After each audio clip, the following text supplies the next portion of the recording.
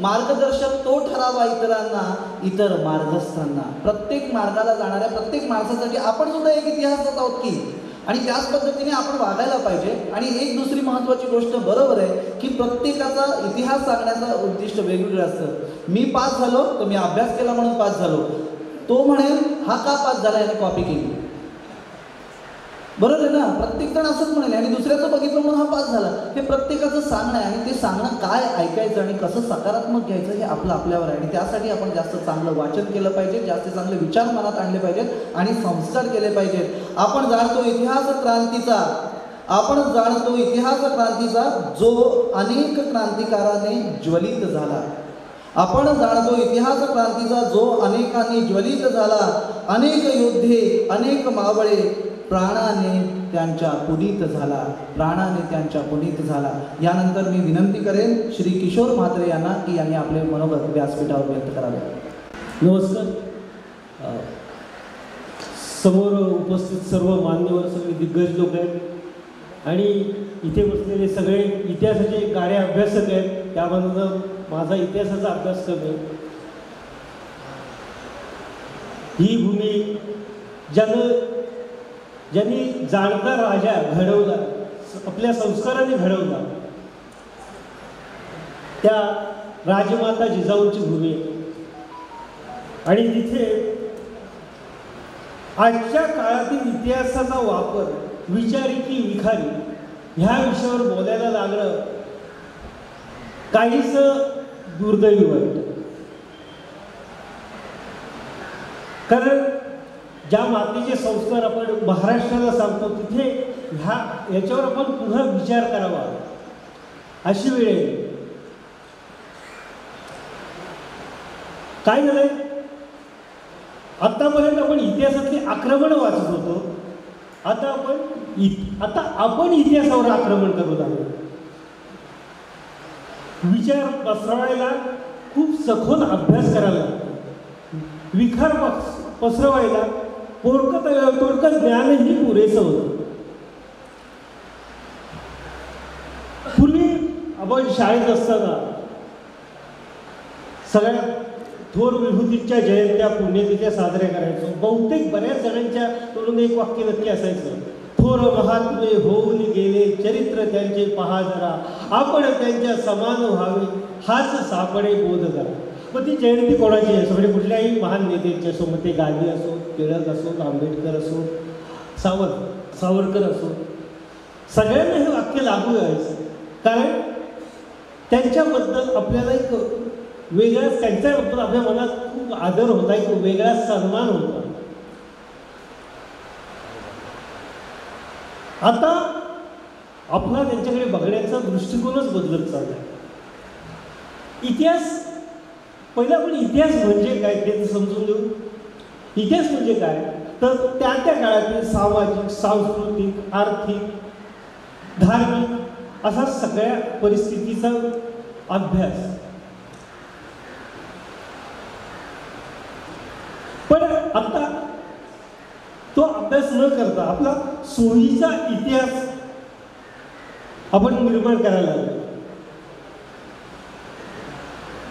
मगाशीच मी बोललो की विचार पसरवायला अभ्यास करावा लागतो. एक बाळगंगाधरांचं फार चांगलं वाक्य आहे, मैल्याची घाण मैल्यावरून येते तर अंतराचा फाया सुगंधासाठी नाकाश न्यावा लागतो. जर इतिहासाचा अभ्यास करायचा असेल तर आपल्याला तेवढं जवळ जायला हवं. कारण बदनामी कोणाची करणं फार सोपं असतं. म्हणजे महान तत्ववेत्ता सॉक्रेटिस सगळ्यांना माहिती असतो, पण त्याचे विचार कोणाला माहीत नसतात. कोणी किती जणांनी ते वाचलं, पण त्याची बायको झंटिपी. आज परिस्थिती अशी आहे, त्याची बायको झंटिपीच्या नावाचा वापर डिक्शनरीत एक कजाक स्त्री म्हणून केला गेला आहे. म्हणजे झंटिपी म्हणजे कजाक स्त्री. म्हणजे बदनामी करणं फार सोपं असतं. आणि हे कशामुळे होतं तर आपलं आता हे सगळ्यांनीच तो उल्लेख केला की 2 दिवस आपले परिसंवाद झाले, त्यात बरीच चर्चा झाली. वाचन संस्कृती आणि सोशल मीडियाचा वापर. हे सगळं कोण करतं?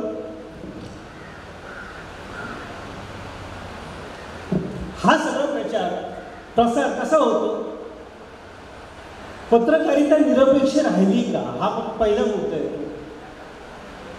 कारण आज परत त्याच गोष्टीचा उल्लेख होईल की सोशल मीडियामुळे जे काही पसरलं जातं त्याच्यावर पटकन विश्वास ठेवला जातो. म्हणजे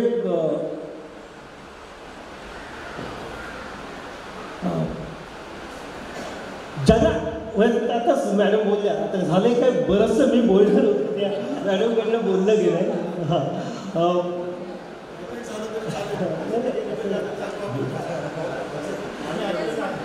नाही ठीक आहे. आता काय झालं की आपण एखाद्या इतिहासाचा अभ्यास करता करता आपण त्याचे वैगुण्य शोधायला लागलो. आपण एक लक्षात घेतलं पाहिजे की ज्या माणसांनी एवढं महान कार्य केलंय त्यांचा त्याग, त्यांचा अभ्यास, त्यांची देशभक्ती ह्यांच्यावर बोलण्याचा आपल्याला अधिकार आहे का?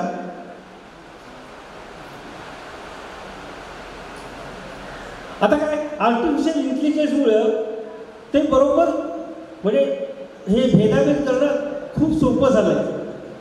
जी जाणीवपूर्वक, आता काय मॅडम म्हणाला की जाणीवपूर्वक बदनामी करणं, इतिहासाचा वापर वापर करणं हे खूप सोपं झालं.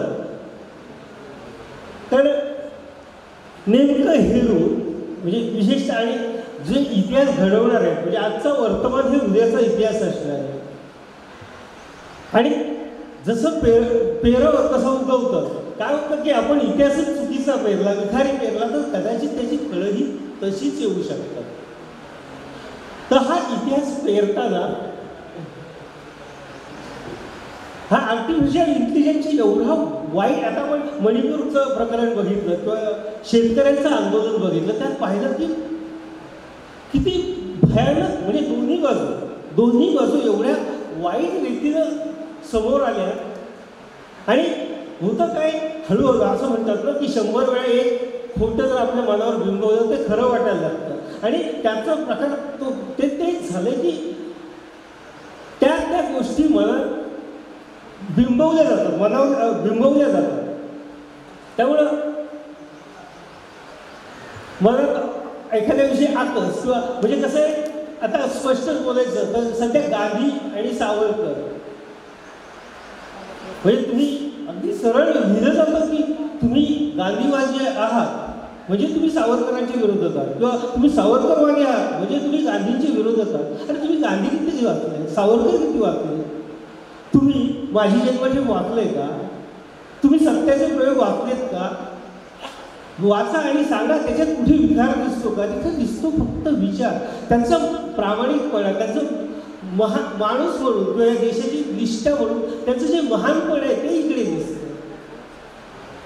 ते सोडून कुणीतरी काहीतरी सांगतो, जसं सुरुवातीला तुम्ही म्हणालो की तू बोलतं ज्ञान पण कुणाची बदनामी करायला पुरतं.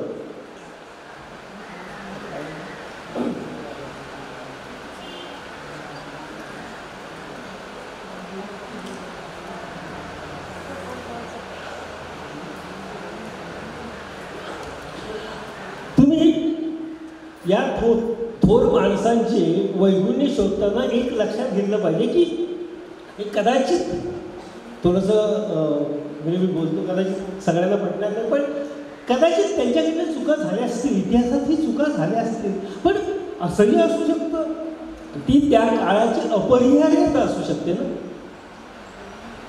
कारण ती हाडा माणसांची आपल्यासारखीच माणसं होती, त्यामुळं तेही तसं वागू शकतात. बघा ना, म्हणजे सध्या जो इतिहास देताना म्हणजे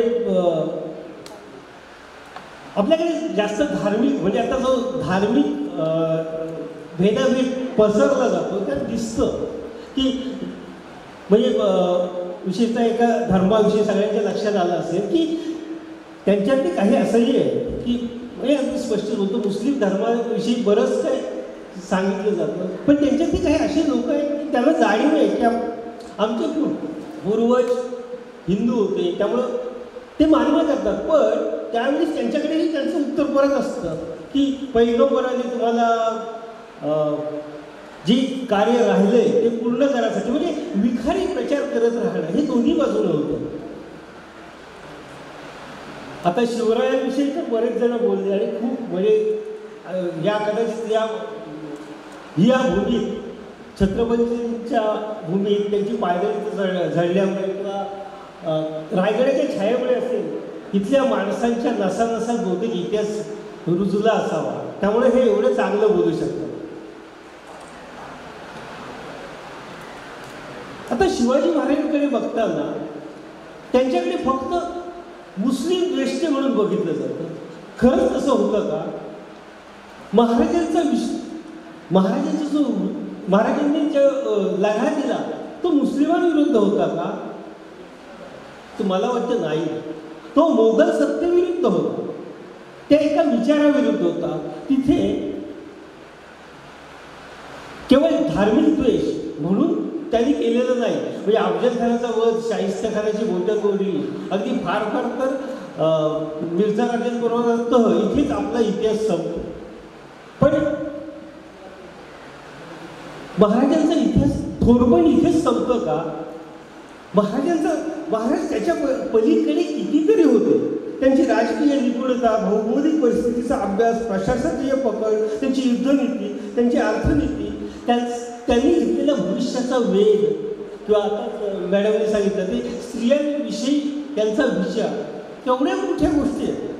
पण त्याकडे आपण त्या तिथपर्यंत पण पोचतच नाही.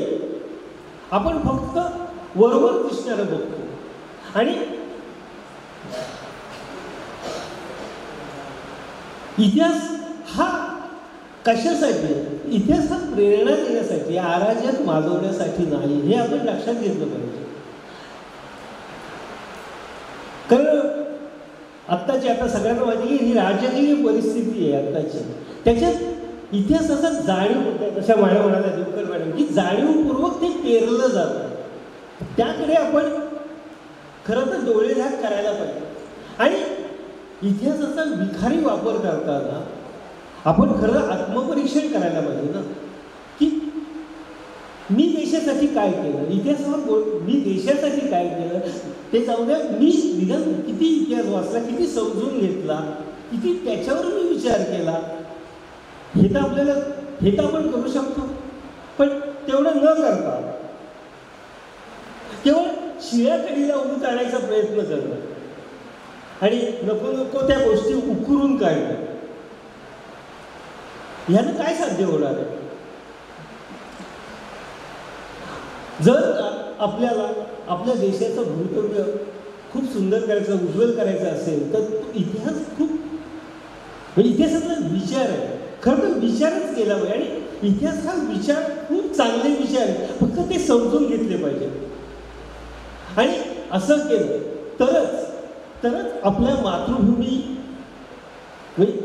मातृभूमीचं प्रेम किंवा मातृभूमीची ओढ आपल्या वागण्यात, आपल्या कर्तव्यात दिसायला लागलं. आणि तरच आपल्याकडनं एखादं कितीही मोठं संकट समोर असलं तरी न डगमगता असं काव्य तेव्हाच बाहेर पडेल जेव्हा आपण आपल्याला विसरू, देशाकडे, या मातृभूमीकडे त्या भावनेनं बोलू. उगाच नाही सावरकरांचं ते वाक्यानं, हे अंग भूमी भय भीतारे, अब लान माझी ही मातारे, कथिल हे अगस्तीस आतारे. तो एक क्षणी, तो जो आचमनी एक क्षणी तुझं प्याला, सागरा प्राण तळमळला. म्हणजे प्राण त्यांच्याशी यांची, किंवा एवढं मोठं संकट समोर दिसता नाही, त्यांच्या नसानसात देशप्रेमच होतं. आणि हे देशप्रेम आपण जेव्हा हे चांगले विचार पेरून रुजवू शकलो तरच उद्याचं भविष्य उज्ज्वल असणार आहे. मला इथं बोलायला संधी दिली म्हणून आयोजकांचे आभार. धन्यवाद. धन्यवाद सर, आपण आपलं मनोगत इथे व्यक्त केलं. खरं तर आमच्या माझ्या आमच्या साहित्यातून वाणीतून, माझ्या आमच्या साहित्यातून वाणीतून सहज इतिहास वाहतो आहे. माझ्या आमच्या साहित्यातून वाणीतून सहज इतिहास वाहतो आहे. माझ्या प्रिय सारस्वता, जरा खिडकीतून पहा बाहेर, प्रत्यक्ष आज रायगड तुला पाहतो आहे, प्रत्यक्ष आज रायगड तुला पाहतो आहे. त्यानंतर इतिहासाचे थोर अभ्यासक, इतिहासाचे अभ्यासक श्री सुखदादा राणे आपल्या इथे आपलं मनोगत इथे व्यक्त करतील.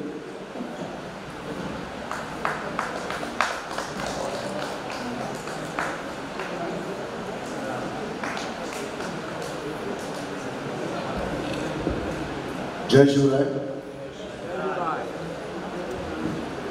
4 वक्त्यांची भाषणं झालेली आहे. त्याच्या आधीची मिसळ आपल्या पोटामध्ये आहे, त्यामुळे जय शिवरायमध्ये सुद्धा जोर दिसत नाही आहे. जय शिवराय. कारण आपण रायगडच्या पायथ्याला आहोत, त्यामुळे आपल्या जय शिवरायमध्ये हा असा जोर पाहिजे. कालचे 2 परिसंवाद होते, आत्ताची ती वक्तृत्व स्पर्धा आहे. आणि परीक्षक म्हणून अध्यक्षस्थानी सुनीताताई बसलेल्या आहेत. माझ्या 4 सहकाऱ्यांनी सगळे विषय कव्हर करून टाकलेले आहेत आणि मी वक्तृत्व स्पर्धेतला शेवटचा वक्ता म्हणून उभा राहिल्यानंतर सुनीताताईंना सपोर्ट करण्यासाठी प्रत्यक्ष आमचं दैवत मधुबाई आलेले आहेत. आपल्या या संमेलनाच्या अध्यक्षा नेताताई आहेत, शोभाताई पण बसलेल्या आहेत. एकदम म्हणजे आता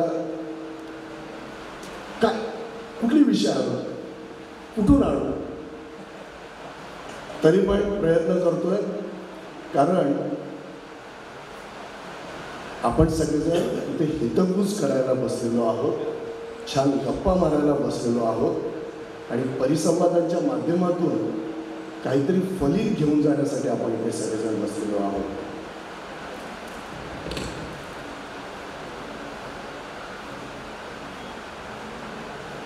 तुम्ही खूप मस्त काम केलं. बाकीच्यांनी शिवाजी महाराज आणि इतिहास घेतल्यावर तुम्ही डायरेक्ट जागतिक पातळीवर उडी मारली. कुठे ती जागा माझ्यासाठी ठेवली राहिली होती, तीही तुम्ही घेऊन लागली.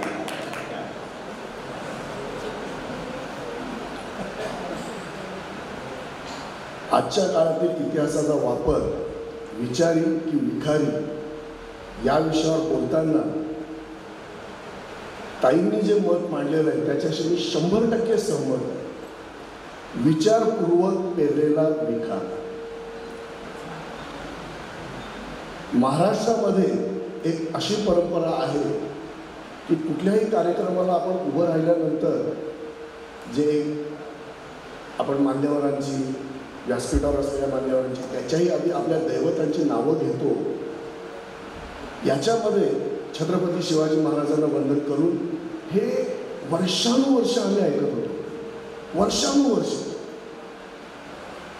आणि 80च्या दशकामध्ये छत्रपती शिवाजी महाराज कधी बाजूला झाले आणि शाहू फुले आंबेडकर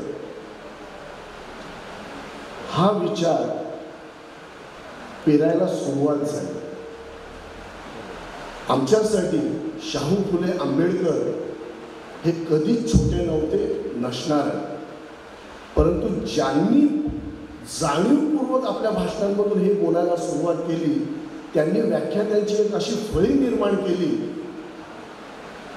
की समाजामध्ये आपोआप भेद कसा निर्माण होईल, बहुजन समाजाचे आम्ही कसे पाठीराखे आहोत आणि इतर समाजांनी ह्या बहुजन समाजावर कसा अन्याय आणि अत्याचार केलेला आहे याची प्रकर्षाने जाणीव करून देण्याचं काम या सर्व व्याख्यानांच्या माध्यमातून व्हायला लागलं.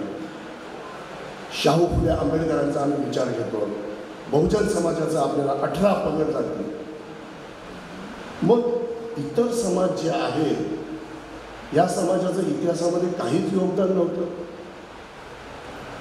जो इतिहास आपल्या महाराष्ट्रात आपण बघितला यांचं काहीच योगदान नव्हतं.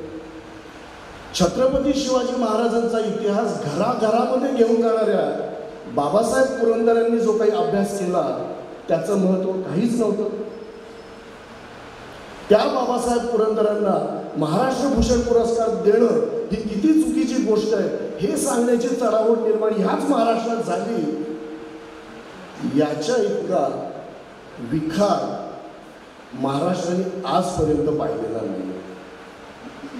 आणि म्हणून तुम्ही जे मत मांडलं की हा विचारपूर्वक विखार आहे याच्याशी मी 100% सहमत आहे. माझ्यासारखा इतिहासाची आवड निर्माण झालेला एक तरुण ज्याच्या गडकिल्ल्यांच्या आवडीची सुरुवात या भूमीतून नाही, ज्या ठिकाणी आपण आता बसलेलो आहोत या पाचारच्या धर्मशाळेतूनच 31-35 वर्षांपूर्वी झालेली आहे. मुंबईत राहत होतो आणि पेपरमध्ये बातमी आली होती किल्ले रायगडाची प्रदक्षिणा आहे आणि वय 18-19 वय असेल, 2 वर्ष कमी सांगितले असेल कदाचित, 20-22 वय होतं. आणि पाठीवर एक छोटीशी सॅक घेऊन आलो आणि एकटाच आलो. काय तर किल्ले रायगडची प्रदक्षिणा करायची आणि आपण रायगडचा किल्ला बघायचा. माझ्या आयुष्यातला तो पहिला किल्ला. माझ्या सहकारी मित्रांनी सांगितलं की सुखद राणे यांनी 500 किल्ल्यांचा अभ्यास केला आहे वगैरे, 500 किल्ल्यांना भेट दिली आहे. पण त्या 500 किल्ल्यांमधला पहिला किल्ला हा छत्रपती शिवाजी महाराजांचा रायगड होता. हे मला या व्यासपीठावरून सांगताना खूप आनंद होतोय. तो विचार जो मला इथे मिळाला त्या इतिहासाची कास धरून एक चांगले विचार समाजापुढे घेऊन जाण्याचं काम याच व्यासपीठावर मला मिळालं. आणि याच व्यासपीठावरून या आम्ही ज्या इतिहासाचा अभ्यास केला आहे तो इतिहास विचारी का विखारी या विषयावर बोलण्याचं ह्याला मी दुर्भाग्य मानतो. ही चांगली गोष्ट नाही आहे, कारण इतिहासामध्ये शेकडो घटना होऊन गेलेल्या आहेत. तो इतिहास आहे, त्याला किती धोक्यात बसायचं हे आपण ठरवायला पाहिजे. सोशल मीडियाच्या माध्यमातून अनेक गोष्टी आमच्यासमोर येत आहेत, त्यातल्या घ्यायच्या किती. आम्ही सगळे लेखक आहोत, साहित्यिक आहोत, विचारवंत आहोत. IAS झाल्यानंतर आम्ही 65 किलोची तलवार हातात घेऊन उभी राहतो हे विचार जर आम्ही मांडत असू तर हा त्या सोशल मीडियाचा विजय आहे आणि आपला पराजय आहे हे आपण ओळखलं पाहिजे. टाळ्या नाही वाजवल्या तरी चालतील, पण अर्ध्या वाजवल्या नाहीत असं करू नका. सोशल मीडियाची भीती आपल्याला बाळगायची गरज नाही आहे, पण सोशल मीडियाच्या माध्यमातून चांगले विचार पण आपणच मांडू शकतो ना. इतिहासातले इतके जे काही चांगले विचार आहेत ते जर सर्वांसमोर घेऊन जायचे असतील तर चुकीच्या विचारांना छेद देत चांगले विचार आमच्या तरुणांपर्यंत घेऊन जाण्याचं काम आमचं व्यासपीठावर माझ्या सगळ्या सहकार्यांचं आणि समोर बसलेल्या किंवा सर्व साहित्यिकांचं. त्यामुळे आजच्या काळातील इतिहासाचा वापर विचारी की विखारी हा प्रश्नच उरत नाही. तो कितीही जरी विखारी असला तरी छत्रपती शिवाजी महाराजांचा इतिहास, या भारतवर्षाचा इतिहास हा इतका ज्वलंत आहे. रामायण महाभारतापासून तो चालत आलेला आहे, ज्ञानेश्वरांपासून तो चालत आलेला आहे. मधल्या 400-500 वर्षांमध्ये त्याच्यावर काही आक्रमणं झाली असतील, तो त्यांचा इतिहास आहे. त्या काळात लढाया झाल्या म्हणून ते लोक वाईट आहेत, मुसलमानांनी आपल्यावर आक्रमण केले म्हणून मुसलमान वाईट आहे, तो त्यांचा ट्रेंडच होऊन मिळाला. पण आपण आपला चांगुलपणा का सोडायचा. जसं गांधीजींच्या बद्दल विचार आता मांडले गेले अहिंसेचं, पण अहिंसा ही त्यालाच शोधते जो हिंसेची परमोच्च सीमा गाठवू शकतो. ज्याच्यात मुळातच दम नाही आहे लढाई करण्याची, त्याच्या अहिंसेला काहीच किंमत नाही आहे. त्यामुळे हे विचार विखारी स्वरूपाकडे आपल्याला नेत आहेत की खरोखरच आपल्याला काही छान विचार करायला लावतायत, हे काम माझंच आहे. ज्ञानेश्वरानंतर झालेला आपला सगळा संवाद आपल्याला माहिती आहे. शिवाजी महाराजांनी त्याच्यावर किती मोठं स्वराज्य उभं केलं. त्याच स्वराज्यभूमीमध्ये आज आपण उभे आहोत. आणि शिवाजी महाराजांनी जर इतके चांगले विचार आपल्याला दिलेले आहेत, ते विचार घेऊन ब्रिटिशांशी सुद्धा दोन हात करण्याचं काम आमच्या स्वातंत्र्य सैनिकांनी केलेलं आहे. इतका प्रचंड चांगला इतिहास आमच्या पाठीशी असताना आमच्यावर विखारी विचारांचा प्रभाव येईलच कसा, याचं मला तुमच्याकडून उत्तर अपेक्षित आहे. आणि त्यामुळे माझ्या सगळ्या वक्त्यांनी खरं तर 5-5 मिनटं एक्स्ट्रा घेतलेली आहे, पण मी वेळेतच थांबणार आहे. कारण छत्रपती शिवाजी महाराजांच्या इतिहासाचा अभ्यास करताना एक गोष्ट ओळखलेली आहे, जे पण कराल ते ठरलेल्या वेळेत करा आणि जी वेळ आखून दिलेली आहे त्या वेळेतच तुमचं काम झालं पाहिजे, तर तुम्ही तुमच्या जीवनामध्ये यशस्वी होऊ शकता, हे मानणारा मी कार्यकर्ता आहे. सुधीरभाई शेठ यांचं आपण सगळ्यांनी कालपासून भरपूर कौतुक केलेलं आहे. भाईमुळे आमच्यासारख्या सर्वांना इथे बोलण्याची संधी मिळालेली आहे. शोभाताई असतील, जंगम सर असतील, मुळे सर असतील आणि आमच्या संपूर्ण जिल्ह्यावर कायम लक्ष ठेवून असणारे आमचे LB सर असतील, या सर्व ज्येष्ठांनी आम्हाला जे सहकार्य केलेलं आहे, पुढे येण्यासाठी जी संधी दिलेली आहे, त्यासाठी मी सर्वांचे मनापासून आभार मानतो. आणि जाता जाता पुन्हा एकदा सांगतो, विचार कोणतेही आपल्याकडे येऊ देत, हरकत नाही. त्यातलं चांगलं काय वाईट काय हे ओळखण्याची जर आमच्यात कुवत असेल तर चांगलंच घेऊया. आणि जो इतिहास आजपर्यंत अतिशय जबरदस्त आहे, त्याची पुनरावृत्ती येणाऱ्या भविष्य काळामध्ये करून या देशाचा, या भूमीचा इतिहास आणखीन उज्ज्वल करू. जय हिंद, जय महाराष्ट्र. धन्यवाद सुकेशजी. आपला अनुभव आणि आपल्याला तो अनुभव सांगताना मनामध्ये असलेल्या उत्स्फूर्त भावना, पण तरीसुद्धा त्यांना आवर करून वेळेचं बंधन पाळणं हे कोणी शिकावं तर आपल्याकडून. त्यामुळे आपण केलेलं मार्गदर्शन खरंच उचित होतं. यानंतर या कार्यक्रमाच्या उपरांत गझल मुशायरा होणार आहे आणि त्याच्या पुढे समारोप सोहळा होईल. त्यानंतर मध्यवर्ती वाङ्मयी पुरस्कार प्रदान सोहळाही होणार आहे. त्यामुळे आपण सगळ्यांनीच हा जरी कार्यक्रम इथे संपला तरी आपण कोणीही प्रेक्षागृह सोडून जाऊ नये. तर माझ्या इतिहास खरा जिवंत झाला इतिहास नव्याने, साहित्यिक प्रवासी सारे जमलेले थव्या थव्याने. लिहितील आता कविता लेखते, लिहितील आता कविता लेखते, घेऊन इतिहासाचे संदर्भ. लिहितील आता कविता लेखते, घेऊन इतिहासाचे संदर्भ. उघडतील भविष्याची दालने, जाणून भूतकाळाचे मर्म, जाणून भूतकाळाचे मर्म. यानंतर आजच्या कार्यक्रमाचा मान्यवर अध्यक्षा श्रीमती सुनीता जोशी यांना मी विनंती करेन की आपण मोलाचं मार्गदर्शन इथे व्यक्त करावं. आहेत LB पाटील सर आहेत, जंगम सर आहेत, नंतर इथे भारतीताई बसल्या आहेत आणि दिसेल असे कोपऱ्यात तिथे सुधीरभाऊ बसलेले आहेत. त्यांनी आम्हाला या सर्वांना संधी दिली, त्याबद्दल पहिल्यांदाच त्यांचे मी आभार मानते. आत्ता सुखजाणे सरांनी सांगितलं की हा परिसंवाद नव्हता, ही वक्तृत्व स्पर्धा होती. आणि खरंच आहे, एक एक दिग्गज इथे बसलेले आहेत. मी जरी अध्यक्ष असले तरी हे सर्व त्याच तोडीचे आहेत असं मला म्हणावंसं वाटतं. आणि अशा वक्त्यांचा परामर्श घ्यायचा म्हणजे अवघड काम माझ्यावर आलेलं आहे. तरी आपण थोडक्यात त्यांनी मांडलेलं बघूया की माननीय रामजी कदम यांनी सांगितलं की इतिहासाची नासधूस होते आणि त्यामुळे खरा इतिहास आपल्याला कळत नाही आहे. त्यामुळे आणखी एक मुद्दा म्हटला की इतर विषयांवर कसं लेखन होतं तसं इतिहासावर लेखन होत नाही आहे. त्यांचा खूप अभ्यास त्यांच्या वक्तृत्वातून दिसला. शीतल मालुसरे यांनी म्हटलं की हा इतिहास जो आहे तो विचारी आहे आणि आपल्याला इतिहास घडवायचा आहे, जपायचा आहे. आणि सकारात्मक कसा होईल यासाठी प्रयत्न करायचा आहे. दीपा दिवेकर यांनी काय म्हणतात सीमोल्लंघन केलं.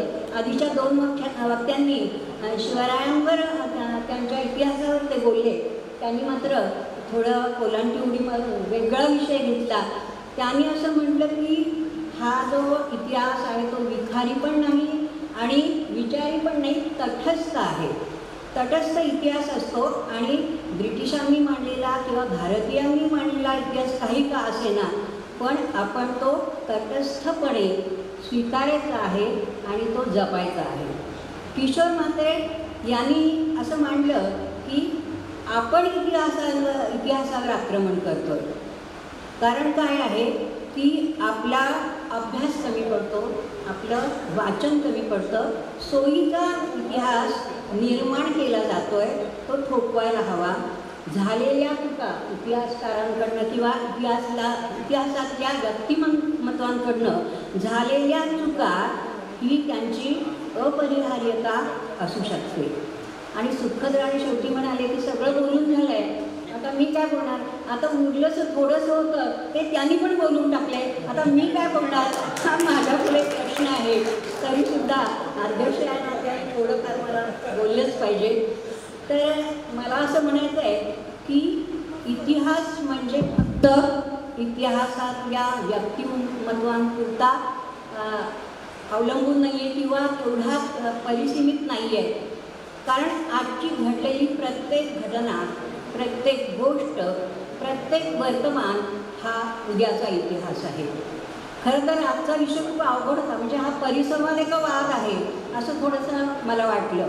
मुळात असं आहे की इतिहास हा वाचायचा, सांगायचा, आठवायचा कशासाठी, केवळ तर तो आहे अनुकरणीय, आदरणीय, उल्लेखनीय आणि स्फूर्तिदायी असा जो इतिहास आहे तो सांगण्यासाठी तो वाचायचा आहे, किंवा केवळ करमणूक किंवा मनोरंजन यासाठी तो वाचायचा नाही आहे. आता जशा नाण्याच्या 2 बाजू असतात तशा इतिहासाला किंवा त्यातल्या व्यक्तिमत्वांना, चरित्रनायकांना सुद्धा 2 बाजू असतात. एखादी नकारात्मक बाजू असते, पण त्यातलं आम्ही काय घ्यायचं, समाजासमोर काय मांडायचं हे आम्ही ठरवायला हवं आहे. कारण जे इतिहास मांडतात, जे इतिहास सांगतात त्यांची ती जबाबदारी आहे आणि त्यामुळे समाजाला एक दिशा मिळणार आहे. आम्हाला दिशाहीन किंवा भरकटलेला समाज तयार करायचा नाही.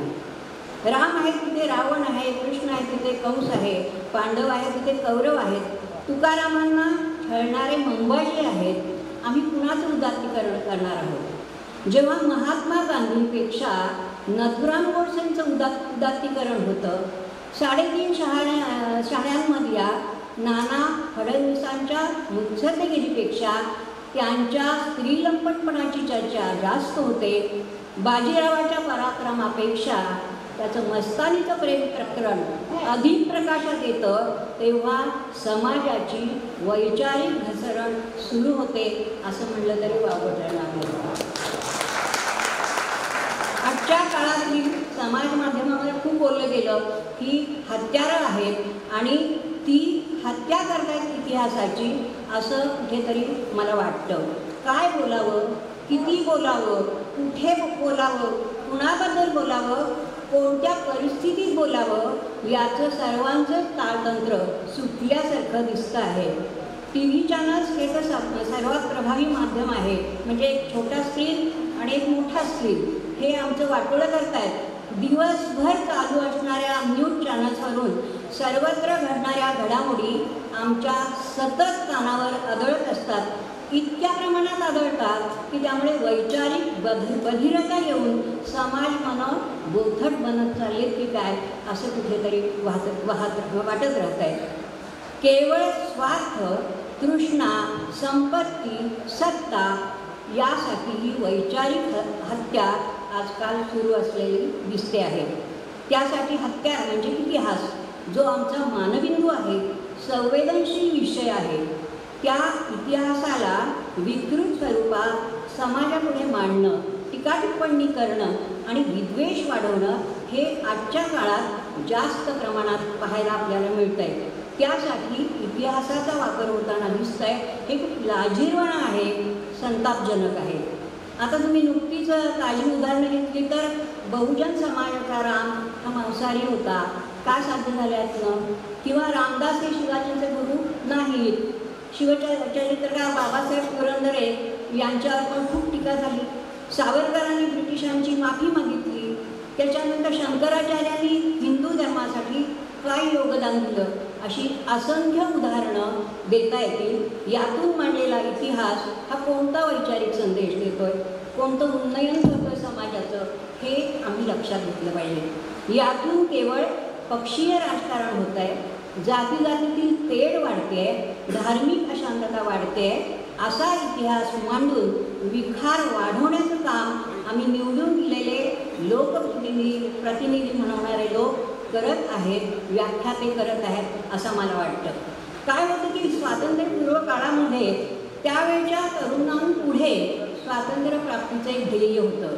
सळसळणाऱ्या रक्ताला फुरफुरणाऱ्या बाहूंना तेव्हाचे दिशा देणारे नेते होते आणि प्रत्येकजण स्वातंत्र्य प्राप्ती या एकाच ध्येयाने भारलेला होता. जय जय शिवाजी जय भवानी म्हटलं की अंगावर रोमांच उभे राहत होते. चले जाओ असं गांधीजींनी पुकारलं की लाखो तरुण लढ्यामध्ये सामील होत होते. प्रभात फेऱ्या, परदेशी वस्तूंच्या होड्या, सत्याग्रह, तुरुंगवास हा तो लिहिलेला इतिहास वाचताना आजही आमच्या अंगावर शहारे उठतात.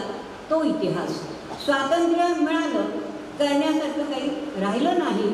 आताही जय शिवाजी म्हटलं की रक्त सळसळतं की नाही? सळसळतं. पण पूर्वी पुन्हा थंड होतात आणि मग तेच हात एकमेकांवर उठतात, तोडफोड करतात, अर्वाच्य बोलतात, घोषणा देतात. तेव्हा बोलणाऱ्यांनी, इतिहास सांगणाऱ्यांनी तोंड सांभाळून बोललं पाहिजे. जातीय आणि धार्मिक सलोखा जपला पाहिजे असंही मला वाटतं. मध्यंतरी गंमत सांगते की एक तरुण मुलगा मला भेटला. बहुतेक नुसताच नथुराम गोडसे बघून वगैरे आलेला असावा. तर राजकारणावर बोलता बोलता म्हणाला की मी आपल्या देशातून गांधीजींनी वाटोळं केलं आहे, मी त्यांच्यात थुंकतो. मी त्याचं भाषण ऐकून अवाक झाले. अरे म्हटलं काय, किती वाचलंयस तू? त्याच्यात वाचायला पाहिजे. म्हणाला फेसबुकवर असतं ना सगळं. म्हणे मी 10 ग्रंथ वाचलेले आहेत, तू किती वाचलेस तरच तू या विषयावर माझ्याशी बोल. आता अशा म्हणजे लांबी रुंदी नाही, खोली नाही, अभ्यास नाही, वाचन नाही, अशा तऱ्हेची ही तरुण पिढी, काही प्रमाणात सगळी नव्हे, तरुण पिढी असं काहीतरी बोलतात आणि असं काहीतरी न वाचता आपल्याला सांगत राहतात. आणि मी त्यावेळेस काही बोलले नाही, गप्प झाले. कारण मी गांधीवादी नाही असं नाही, पण ते सगळं ऐकून मला इतकं वाईट वाटलं की गांधीजींच्या तत्त्वज्ञानाची गंमत म्हणजे आश्चर्य वाटतं मला की आता दीपाने पण सांगितलं, गांधीजींच्या तत्त्वज्ञानाची यथेच्छ टवाळी करणारी अनेक पुस्तकं आज बाजारात आहेत आणि त्या नकोशा इतिहासाचा वापर करून आम्हाला अशी विखारी पिढी तयार होताना डोळ्यासमोर दिसते आहे. हा कोणता विचार या ग्रंथांमधून ते घेत आहेत किंवा आम्ही त्यांना देतोय असं मला वाटतं. आणखीन पण एक छोटा असा किस्सा सांगते की एक पनवेल ठाणे एस टीमध्ये नोकरी करताना प्रवासात गाडी सुटायची होती. माझ्याजवळ एक तरुण येऊन बसला आणि मी पेपर काढला, वाचत होते. त्या डोकावून बघत होता, काहीतरी राजकारणाचा विषय बघून गप्पा माझ्याशी मारायला लागला राजकारणावर. आणि मग म्हणाला मी RSSचा आहे बरं का. तर म्हणलं हो का, अरे वा, काय करता तुम्ही? म्हणाला एस टीत कामाला आहे. गंमत आहे म्हणाला, एस टी आपल्याला फुकट, रेल्वेला टोपी घालतो, बायको LIC एजंट आहे, ऑफिसचा टाईपरायटर, ऑफिसची स्टेशनरी सगळं ऑफिसचं मस्त चाललं आहे माझं. अरे म्हणलं तुमच्या RSSच्या तत्वात हे बसतं काय? तर म्हणाला काय सांगू मॅडम की आमची ही पिढी आहे ना, ही काँग्रेस आणि RSSचं हायब्रिड आहे. काही प्रमाणात अशी हायब्रिड पिढी आता तयार होताना आपल्याला दिसते आहे. याला कुठेतरी आवर घातला पाहिजे असं मला वाटतं. यांना खरा इतिहास सांगायची गरज आहे, जे दिशाभूल करणारं नाही. आणि आज जे सर्रास मोठ्या प्रमाणात होताना दिसत आहे ते कुठेतरी थांबवायला पाहिजे. केरला स्टोरी किंवा काश्मीर फाईल्स, TV वरच्या येणाऱ्या सिरियल्स म्हणा, काही ऐतिहासिक सिनेमे ज्याचा नीटपणे त्याच्यामध्ये काही उहापोह केलेला नसतो. हे इतिहास आणि आपला जुना इतिहास, खरा इतिहास, वास्तव इतिहास कुठे नेऊन ठेवणार आहेत असं मला कुठेतरी वाटतं. म्हणजे हा जो इतिहासकार आहे, म्हणजे ऋतुरूंचा एक मध्ये अंक आला होता आणि त्याच्यामध्ये सगळ्या नेत्यांचे त्यावेळेचं इलेक्शन कसं लढलं त्याच्याबद्दल काही लेख होते. 7-8 वर्षापूर्वीची गोष्ट असेल. तर एक दोन नेत्यांनी असं लिहिलं होतं. एका नेत्याने लिहिलं होतं की 1200 रुपये फक्त आम्हाला खर्च आला. 40 वर्षापूर्वीची गोष्ट असेल, त्याच्यावर 2-3 शून्य द्या तरीसुद्धा आज गुवाहाटी ह्या गोवा कुठे कुठे पोचतात त्याला 40 कोटी खर्च येतो फक्त पक्षांतरासाठी, निवडणुकीसाठी वेगळाच. मग हा इतिहास आम्ही सांगणार आहोत, तर तो इतिहास सांगायला पाहिजे. हा सुद्धा इतिहासाचा भाग आहे की जुन्या नेत्यांनी कशा तऱ्हेने निवडणुका लढवल्या, काय केलं त्यासाठी ते त्यात लिहिलं होतं की आम्ही डब्यामध्ये भाकरी चटणी घेऊन जायचो. नेते त्या काळचे पुढारी कुठेतरी झाडाखाली बसून ते खायचो किंवा एखाद्याच्या कार्यकर्त्याच्या घरी खायचो. बैलगाडीनं प्रवास करतो, पायी प्रवास करायचो आणि आता आम्हाला काय लागतं आम्ही सगळे बघतोच आहोत. तर हे सुद्धा कुणाला तरी सांगायची आजच्या तरुण पिढीला गरज आहे. हा सुद्धा इतिहास आहे. जी आजची सगळी प्रत्येक गोष्ट हा उद्याचा इतिहास आहे आणि हे त्यांना सांगण्याची गरज आहे. हे समाज माध्यमांबद्दल जसं आहे तसं लिखित साहित्य खूप रोज बाजारात येत आहे आणि ते विखारी इतिहास मांडत आहे असं मला वाटतं. त्यामुळे आजचा इतिहासाचा वापर हा नक्कीच विखारी आहे. याबद्दल मी रामजी शिंदेशी अगदी एकमत आहे माझं त्यांच्याशी. गांधी तत्त्वज्ञानाची यथेच्या टवाळी करणारे ग्रंथ, नेहरूंबद्दलचा विद्वेष पसरवणारं, सावरकरांबद्दल काही लिहिणारं एक मी पुस्तक वाचलं होतं. प.इ. डॉक्टर प.इ. वर्तक पुण्याचे, त्यांचं एक पुस्तक वाचलं होतं. त्यांनी लिहिलं होतं वास्तव रामायण. त्या वास्तव रामायणामध्ये त्यांनी लिहिलं होतं की कौसल्या अतिशय दुष्टबाई होती आणि कैकई अतिशय चांगली होती आणि वसिष्ठ आणि कैकई यांनी मिळून रामाला वनवासात धाडण्यासाठी राक्षसांच्या हत्या करायला त्याच्यासाठी त्यांनी म्हणून ते एक संगनमत केलेलं होतं. असा इतिहास ऐकून काय भलं होणार आहे. तेव्हा असं काही सांगितलेलं आम्ही वाचायचं का, वाचलं तर ते याच्यात आणायचं का आचरणात, हे आम्ही ठरलेलं पाहिजे. पण कुणी काय लिहावं, कुणी काय बोलावं हे ज्याचा त्याचा प्रश्न आहे. कारण अभिव्यक्ती स्वातंत्र्य आहे. पण आपण काय वाचावं, आपण काय बोलावं, आपण काय सांगावं हे आपण ठरवायचं. एक सुभाषित असं आहे की सत्यम ब्रूयात, प्रियम ब्रूयात, अप्रियम सत्यमपि न ब्रूयात. काळी बाजू मांडायची नाही, निगेटिव्ह आहे ते मांडायचं नाही. जे चांगलं असेल, जे सत्य असेल ते आपण मांडलं पाहिजे. कारण समाज म्हणजे मॉब मेंटॅलिटी असते. तर त्यामुळे असं काहीतरी विकृत ऐकून समाजाची घसरण होते, समाजामध्ये विखार निर्माण होतो आणि ही जर घसरण थांबवायची असेल तर अशा तऱ्हेचा इतिहास आम्ही मांडला नाही पाहिजे, ऐकला पण नाही पाहिजे. आणि ही आमची साहित्यिकांची जबाबदारी आहे, नव्हे सगळ्यांची आपली जबाबदारी आहे. गंमत अशी आहे की इतिहास न वाचता लिहिणाऱ्यांनी काय केलं बघा. राम यांचा, शिवाजी त्यांचा, फुले यांचे, आंबेडकर त्यांचे अशी वाटणी करून टाकलेली आहे. खरं म्हणजे ते सगळे आपलेच आहेत. आपल्याला एकाने मला विचारलं ज्ञानेश्वरांनाच माऊली का म्हणायचं, तुकारामांना का नाही म्हणायचं. म्हणूया की तुकारामांनाही माऊली म्हणूया, ज्ञानेश्वरांना जगद्गुरू म्हणूया. ते सगळे आपले आहेत. कारण त्या काळामध्ये भागवत धर्मामध्ये सेना नाही होता, विसोबा केचर होता, गोरा कुंभार होता, सावता माळी होता, नामदेव शिंपी होता, सगळे होते, सगळे एकत्र आले होते. आपण कशाला कुणाच्यात फूट पडायची किंवा आपण कशाला कुणाचा काहीतरी उल्लेख करायचा. त्यामुळे असं आहे की विखार पसरवायचा की थोपवायचा हे आपण ठरवलं पाहिजे. मांडणाऱ्यांनी मांडू देत, पण आपली जबाबदारी आहे की तो थोपवला पाहिजे. काय असतं की एकूण समाजापैकी 20% समाज हा सर्वात आणि उच्च गटात मोडतो. त्यांना इतिहास काय कशाचं देणं घेणं नसतं. 20% समाज हा खालच्या लेवलचा असतो. त्यांना इतिहासाचं काही नसतं, कारण ते पोटासाठी झगडत असतात. रोजीरोटीचा त्यांच्यापुढे प्रश्न असतो आणि उरलेला 60% समाज आहे ना, हा अदलामधला असतो. त्याला काय असतं, पेटवलं की पेटतात आणि विझवलं की दिसतात, उठवलं की उठतात, बसवलं की बसतात, अशा तऱ्हेचा समाज आहे. त्यांच्यावर या सगळ्याचा परिणाम होत राहतो, कारण त्यांच्या भावना ते संवेदनाक्षम असतात आणि ते जे काही सांगितलेलं असतं त्याच्यावर त्यांचा विश्वास बसतो किंवा ते भारले जातात. म्हणून त्यांच्या भावना भडकवणं हे सोपं असतं. त्यावर प्रत्येकाला आपली पोळी भाजून घेता येते. हे खरं गणित आहे विखारी इतिहास पसरवण्यामागे. तरी हे लक्षात ठेवायला पाहिजे की परिस्थिती बदलली म्हणून वास्तव इतिहास बदलत नाही, तो आहे तसाच राहतो. फक्त काळजी आपण सर्वांनी घेतली पाहिजे की त्यामध्ये किती भारून जायचं, त्याच्यावर किती विश्वास ठेवायचा आणि सांगणाऱ्यांची सुद्धा जबाबदारी आहे की कशा तऱ्हेने इतिहास सांगायचा. एवढं बोलून मी थांबते. धन्यवाद.